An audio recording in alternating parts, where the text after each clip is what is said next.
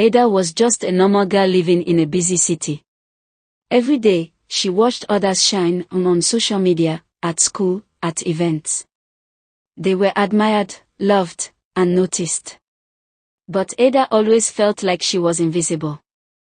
No matter how hard she tried, people didn't pay much attention to her. One evening, while walking home, she noticed a small, strange shop tucked between two big buildings.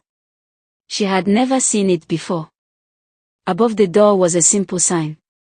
Perfumes that change your life.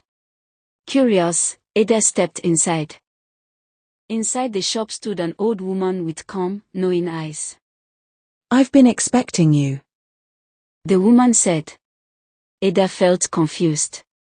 "Me?"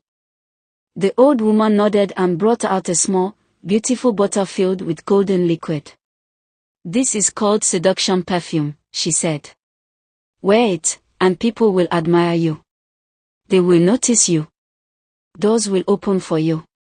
Ada's heart started beating fast. "But listen carefully," the old woman added, her voice serious. "If you keep using it too much, there will be consequences." Ada barely paid attention. "How much is it?" she asked quickly. The next day, Ada used the perfume. Instantly, everything changed. People stared at her in awe. Compliments followed her everywhere. Her social media exploded. Invitations started coming in. Within weeks, Ada became popular. Within months, she became rich. Brands wanted her. Important people noticed her. She was living the life she always dreamed of. When the perfume finished, Ada rushed back to the shop. "I need more," she said. The old woman looked at her carefully. "You're coming back already," she said. "Remember what I told you. This thing has a price." Ada waved her hand. "I'm fine. Nothing bad has happened." The old woman sighed and gave her another bottle. This became a habit. Each time the perfume finished, Ada returned. Each time, the old woman warned her. "Stop before it's too late. Use less of it. You're going too far." But Ada never listened. "I can't stop now," she would say. "This is my life." Years passed. Ada became a star. Not just online, but in real life. She attended high-class events. She traveled. She signed big deals. Money flowed in. Attention followed her everywhere. People admired her beauty, her confidence, her presence. But none of them knew her truth. Ada herself began to forget who she really was. The perfume was no longer something she used. It became something she needed. And then, one day, something small changed. A faint, strange smell. At first, it was nothing serious. Ada noticed a faint, strange smell around her. It was light, almost unnoticeable. She paused one morning and sniffed her clothes. "Maybe it's just stress," she said to herself. She ignored it, but the next day, it was still there. Stronger. Not terrible, but uncomfortable. She took a long shower. Changed her clothes. Used even more of the Seduction perfume. And just like that, the smell disappeared. Ada smiled. "No problem," she said. "I'll just use more." People began to change. At events, they stood far from her. During meetings, they ended things quickly. Even her close friends started avoiding her. Ada became scared. "This is not normal," she whispered. Very soon, everything she built started falling apart. Brand deals were cancelled. Invitations stopped coming. Her phone became silent. The same people who once chased her attention now avoided her completely. In panic, Ada rushed back to the perfume shop. She needed answers. She needed help. But when she got there, the shop was gone.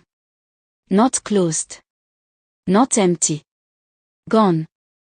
as if it had never existed. Ada stood there in shock. This can't be, she said, looking around. She checked the buildings beside it. Nothing.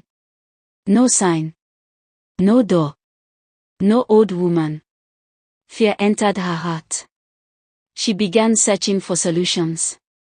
First, she went to the hospital. Doctors ran tests. Checked her body. Gave her medications. But nothing worked. One doctor finally told her, "We can't find anything physically wrong with you." Confused and desperate, Ada turned to prayer. She prayed. She cried. She begged. "Please, take this away from me." But nothing changed. Days turned into weeks again. Ada became weaker. But this time, she began to understand something. The perfume never really gave her anything. It only borrowed attention. And replaced who she truly was. Now the price had come. She lost her natural self. She lost real connections. She lost peace. And worst of all, she no longer knew who she was without it. One night, sitting alone in her quiet room, Ada looked at herself in the mirror. No cameras. No crowd. No attention. Just her. Tears rolled down her face. "This is the price," she whispered. One night, something happened. Ada stood in front of a mirror.